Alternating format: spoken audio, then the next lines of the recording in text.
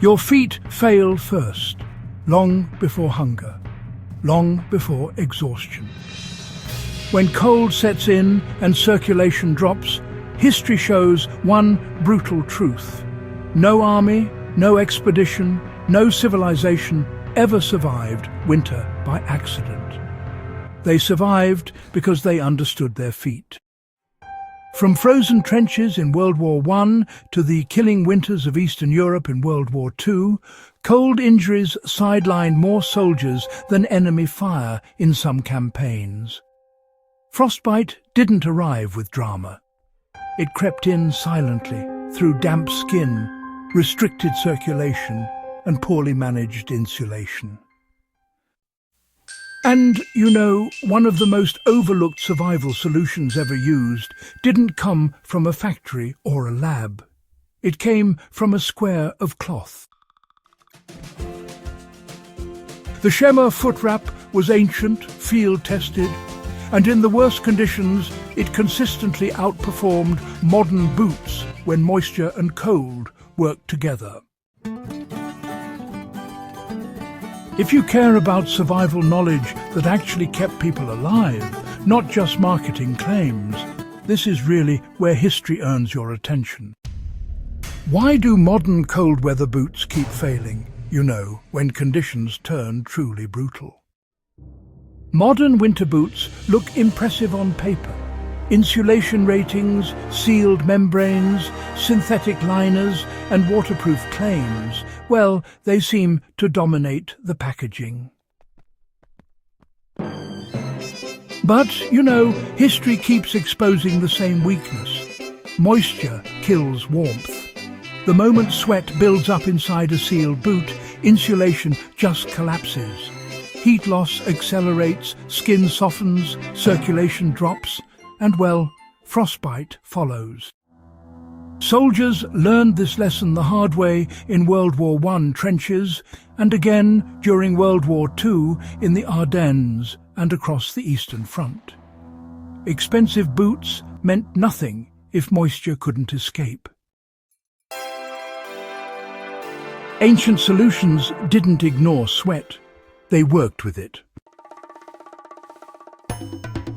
Why the shemagh was never just a headscarf. Reducing the shemagh to headwear misses the point entirely. Historically, this square of cloth functioned as a system.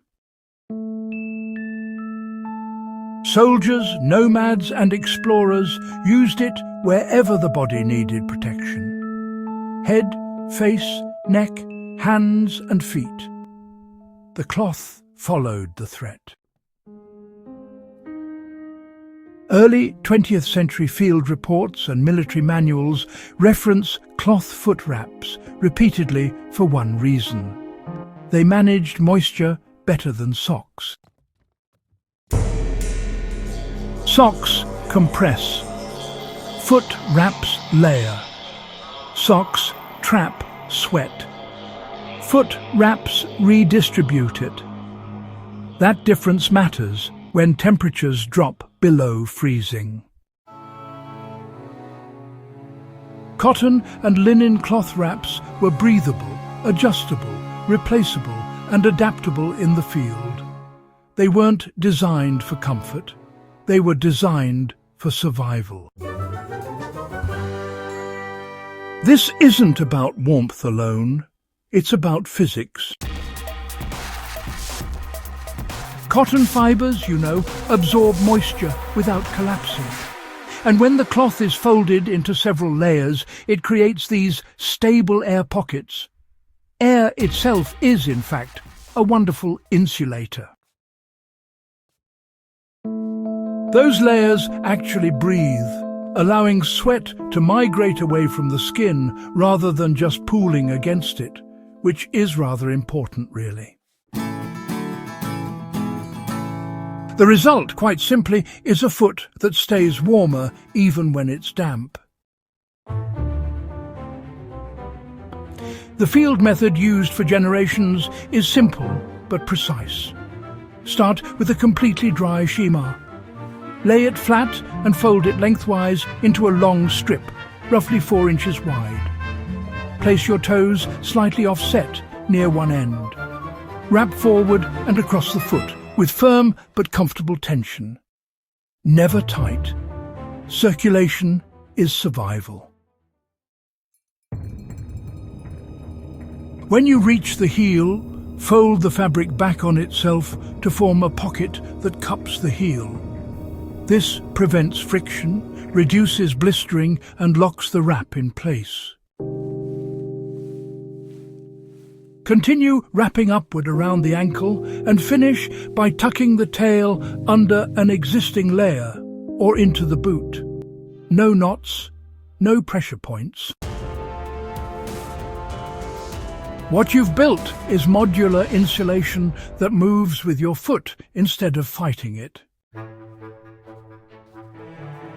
Russian forces in extreme winters relied heavily on linen and cotton foot wraps, not because they lacked boots, but because leather boots paired with wraps reduced trench foot and frostbite better than socks alone. Wraps dried quickly could be rotated and adjusted for pressure. Socks couldn't. In North Africa, troops adapted similar cloth techniques, not for the cold this time, but actually for those wild temperature swings. Scorching days followed by freezing nights. The same cloth, protected against heat, wind and cold, depending entirely on how it was worn. World War II, it reinforced the lesson brutally. Units that understood moisture control, they stayed operational longer.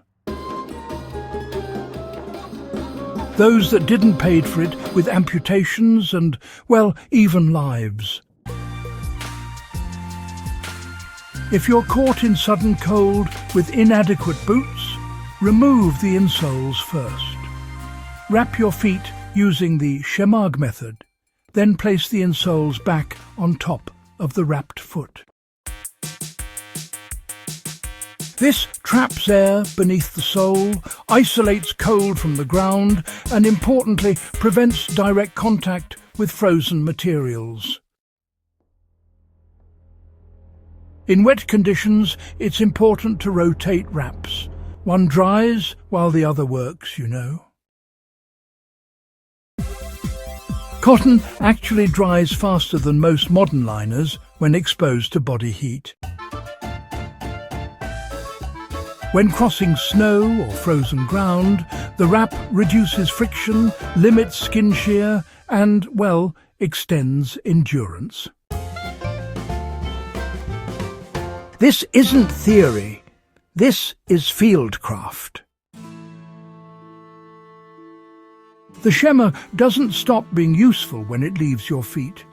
It becomes a wind-blocking face wrap, a neck insulator, a drying layer pressed against damp clothing, or padding beneath a sleeping mat to reduce conductive heat loss. It can serve as a sling, pressure wrap, or carry strap. Ancient survival systems favoured tools that refused to stay in one role. That's why they survived centuries of use. Modern gear often fails because it only does one job. What history keeps trying to teach us? This isn't nostalgia, it's mentality. Historical survival wasn't about owning better equipment. It was about understanding materials, circulation, moisture, and layering. Foot wraps, they really do force awareness. If they're too tight, circulation fails. But if they're too loose, friction builds. Mastery, you see, comes through careful adjustment. Practice before you actually need it. Walk in them, get a feel for it. Adjust the tension, test out different fold widths. You can combine wraps with socks or use them alone. Most importantly, learn how your feet respond. You know, that knowledge outlasts any piece of gear. The shemagh survives because it works. Cold doesn't care about branding. And, well, moisture doesn't care about price tags. History rewards those who understand materials, not marketing. If this kind of historically proven survival knowledge matters to you, subscribe to Survival Stories and, share this with someone who still believes better gear automatically means better survival.